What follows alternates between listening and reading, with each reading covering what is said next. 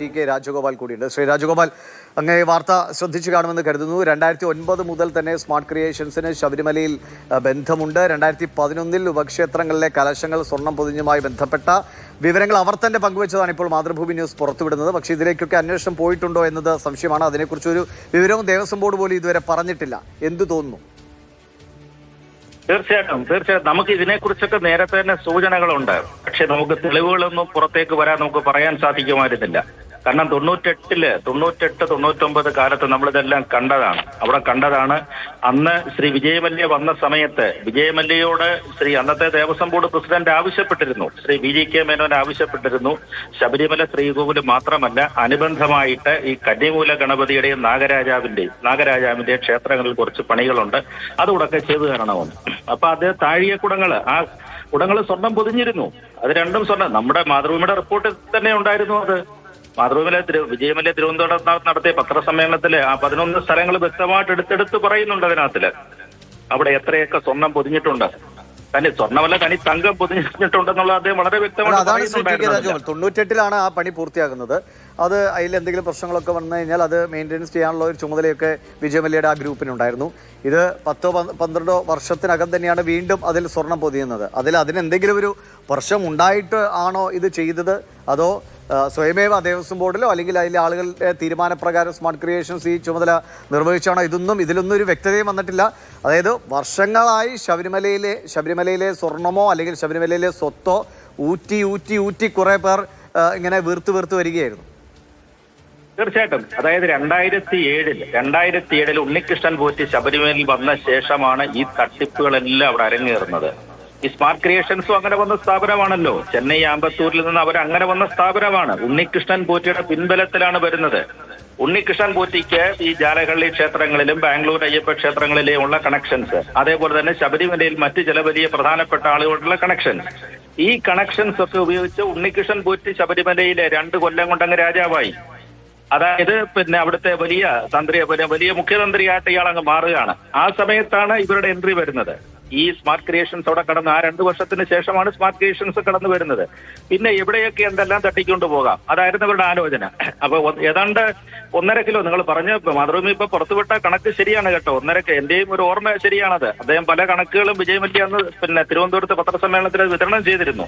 പക്ഷെ അത് നമ്മൾ അതിന്റെ അളവുകളൊന്നും ഇല്ലാതെയാണ് അത് കൊടുത്ത ആ വാർത്ത കൊടുത്തതെന്നാണ് എനിക്ക് തോന്നുന്നത്. 4.930 ഗ്രാം സ്വർണമാണ് ഈ 5 കലശങ്ങൾക്ക് വേണ്ടി ഉപയോഗിച്ചത്. അതിൽ 1 കിലോയിലേറെ. കറക്റ്റ്. ഏതാണ്ട് 1 കിലോ, ഏതാണ്ട് 1.5 കിലോയിൽ കൂടുതൽ സ്വർണ്ണം അവിടെ ഉപയോഗിച്ചിട്ടുണ്ട്. പക്ഷെ ഇതിനകത്തിലെ മറ്റൊരു സാധ്യത എന്ന് പറഞ്ഞാൽ ഇത് എടുത്തോണ്ട് പോകുന്നതിനകത്തില് അന്ന് ഇറിഡിയുമായിട്ട് ബന്ധപ്പെട്ടൊക്കെ ചില ഇഷ്യൂസ് ഒക്കെ ഇതിനകത്ത് വന്നിരുന്നു. ഇറിഡിയം, അതായത് വർഷങ്ങളായിട്ട് ശബരിമലയിൽ നിൽക്കുകയാണല്ലോ. ശബരിമലയിൽ നിൽക്കുന്ന താഴികക്കുടങ്ങളാണ് ഇതെല്ലാം അന്ന് എടുത്തോണ്ട് പോകുമ്പോൾ ഇതിനകത്തിലേക്ക് ഇറിഡിയത്തിന്റെ വലിയ സാന്നിധ്യമുണ്ട്. അത് വലിയ വില കൂടിയ കോടിക്കണക്കിന് രൂപ വില കൂടിയ മെറ്റലാണ്. അപ്പൊ അതിന്റെയൊക്കെ ആ സാധ്യതകളെ കുറിച്ചൊക്കെ ചില സംശയങ്ങളൊക്കെ വന്നിരുന്നു. അതേപോലെ തന്നെയാണ് ശബരിമല ശ്രീകോവിലിന്റെ മുകളിലെ താഴികക്കുടങ്ങളെ കുറിച്ചും ചില സംശയങ്ങളൊക്കെ ചില ആളുകൾ പറഞ്ഞിരുന്നു. ഇനി അതൊക്കെ പരിശോധിച്ച് നോക്കേണ്ടി വരും. ഇതിന്റെ വ്യാപ്തി നേരത്തെ തന്നെ സൂചിപ്പിച്ചിരുന്നു. ഇതിന്റെ വ്യാപ്തി ഇവിടെ അങ്ങ് നിൽക്കത്തില്ല. ഈ തട്ടിപ്പിന്റെ വ്യാപ്തി ഇവിടെ അങ്ങ് നിൽക്കത്തില്ല. കാരണം ഇവര് എല്ലാ സ്ഥലങ്ങളിലും എവിടെയൊക്കെ വിജയമല്യ സ്വർണം കൊടുത്തിട്ടുണ്ടോ, അല്ലെങ്കിൽ ഇത്തരത്തിലുള്ള ഇറിഡിയം സാന്നിധ്യമുള്ള വസ്തുക്കൾ ശബരിമലയിലുണ്ടോ, അതൊക്കെ അടിച്ചുകൊണ്ട് പോകുന്നുള്ള ശ്രമമായിരുന്നു. അതിന് ശരിക്കും കുട പിടിച്ചു കൊടുത്ത ആളാണ് ഉണ്ണികൃഷ്ണൻ പോറ്റി എന്ന് പറയുന്നത്. പോറ്റിക്കാണ് അതിന്റെ ഒരു അവസരങ്ങള്, എല്ലാ അവസരങ്ങളും ഈ സ്മാർട്ട് ക്രിയേഷൻസ് വഴി കൊടുത്ത ഉണ്ണികൃഷ്ണൻ പോറ്റി തന്നെയാണ്. കാര്യത്തിൽ യാതൊരു സംശയവുമില്ല, ഇത്തരം കാര്യങ്ങളിൽ. അന്വേഷിക്കട്ടെ, തെളിവുകൾ വരുന്നുണ്ടല്ലോ, ഓരോന്നായിട്ട് തെളിവുകൾ പുറത്തേക്ക് വരുന്നുണ്ടല്ലോ. നമുക്കത് കൃത്യമായിട്ട് മനസ്സിലാകും. യെസ്, മണ്ഡലപൂജ നടക്കാനിരിക്കുന്നു, മകരവിളക്കിനുള്ള ഒരുക്കങ്ങൾ ഇരിക്കുന്നു. ഈ മണ്ഡലകാല മകരവിളക്ക് സീസൺ കഴിയുന്നതോടുകൂടി ശബരിമലയിലെ സ്വർണ്ണക്കൊള്ളയുടെ ഏകദേശ ചിത്രം പൊതുസമക്ഷത്തിന് മുന്നിൽ തെളിയുമെന്നാണ് നമ്മൾ പ്രതീക്ഷിച്ചിരുന്നത്. പക്ഷേ ഇപ്പോൾ ഇതിനും വർഷങ്ങൾക്ക് മുൻപേ അവിടെ തട്ടിപ്പുകൾ നടന്നു എന്നതെങ്കിൽ ഇതിലൊക്കെ അന്വേഷണം ഇനി ആവശ്യമാണ്. അടുത്ത കുറച്ച് മാസങ്ങൾ ശബരിമലയിലെ സ്വർണ്ണക്കൊള്ളയുമായി ബന്ധപ്പെട്ട അന്വേഷണം തുടരേണ്ട സാഹചര്യമാണോ എന്ന് പോലും സംശയമൊന്നുണ്ട്. വളരെ നന്ദി ശ്രീ ടി.കെ. രാജഗോപാൽ. അന്വേഷണം തുടരുന്നുണ്ട്. അനന്തൻ, വളരെ ഏറ്റവും പ്രധാനപ്പെട്ട വിവരമാണ് നമ്മൾ പങ്കുവയ്ക്കുന്നത്. നേരത്തെ അദ്ദേഹം തന്നെ പറഞ്ഞു, കൃത്യമായി അന്നത്തെ വിവരങ്ങളുണ്ട്. വിജയമല്യൊക്കെ അടക്കം തന്നെ അവരുടെ ഈ ശബരിമലയിൽ അവർ സ്വർണ്ണം വഴിപാടായി നൽകിയതിനെക്കുറിച്ചുള്ള വിവരങ്ങൾ പങ്കുവയ്ക്കുമ്പോൾ കൃത്യമായ കണക്കുകൾ ഉള്ളതാണ്. ദേവസ്വം ബോർഡിൻ്റെ കയ്യിൽ കണക്കില്ലെങ്കിലും വിജയമല്യയുടെ കമ്പനിയുടെ കയ്യിൽ എന്തായാലും കണക്കുണ്ടാകാതിരിക്കാൻ യാതൊരു വഴിയുമില്ല. പക്ഷേ വർഷങ്ങൾക്കിപ്പുറം 10-12 വർഷങ്ങൾക്കിപ്പുറം വീണ്ടും അത് ചെയ്യുമ്പോൾ നമുക്ക് ദ്വാരപാലക ശില്പമൊക്കെ അറിയാലോ, അതിൽ ചെമ്പ് തെളിഞ്ഞു തുടങ്ങി, അല്ലെങ്കിൽ അതിൻ്റെ ശോഭ പോയി തുടങ്ങിയ കാരണങ്ങളൊക്കെ നിർത്തിയാണല്ലോ ഇത് സ്വർണ്ണം പൂശാൻ കൊണ്ടുപോയി. എന്തായിരുന്നു യഥാർത്ഥത്തിൽ ഈ കലശങ്ങൾ സ്വർണം പൂശുന്നതിലേക്ക് നയിച്ചത്? ദേവസ്വം ബോർഡിലെ ആര് അതിനൊരു സഹായം ചെയ്ത് നൽകിയിട്ടുണ്ടാകുമെന്നാണ് കരുതുന്നത്?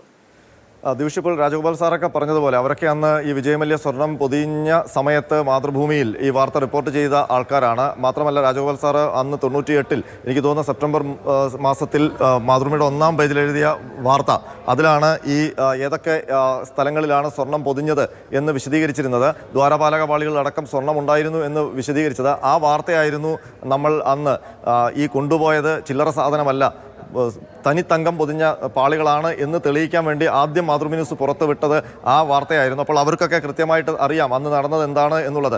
അപ്പോൾ ഒരു കാര്യം വ്യക്തമാണ്, 1998-ൽ ശബരിമല സന്നിധാനത്തെ ശ്രീകോവിലിൽ ശ്രീകോവിലിൻ്റെ വിവിധ ഭാഗങ്ങളിൽ സ്വർണം പൊതിയുന്നതിനൊപ്പം കന്നിമൂല ഗണപതിയുടെ കലശങ്ങളും നാഗരാജ ക്ഷേത്രത്തിൻ്റെ കലശങ്ങളും സ്വർണം പൊതിഞ്ഞിരുന്നു.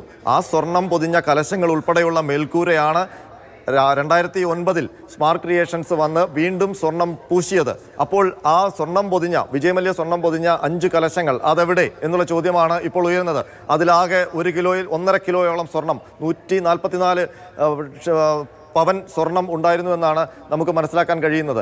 അപ്പോൾ അത്രയും സ്വർണം ഈ സ്മാർട്ട് ക്രിയേഷൻസ് തട്ടിക്കൊണ്ടുപോയി എന്ന് വേണം മനസ്സിലാക്കാൻ. കാരണം ഇപ്പോൾ സ്മാർട്ട് ക്രിയേഷൻസ് 2019-ലെ ഉരുപ്പടികൾ കടത്തിയ കേസിൽ പ്രതിയായി കഴിഞ്ഞു, പങ്കജ് ഭണ്ഡാരി ജയിലിലായി കഴിഞ്ഞു. അപ്പോൾ 2009-ൽ ഇവർ സന്നിധാനത്ത് വന്ന കാര്യം ഇതുവരെ എന്താണ് ആരും പുറത്തു പറയാതിരുന്നത്?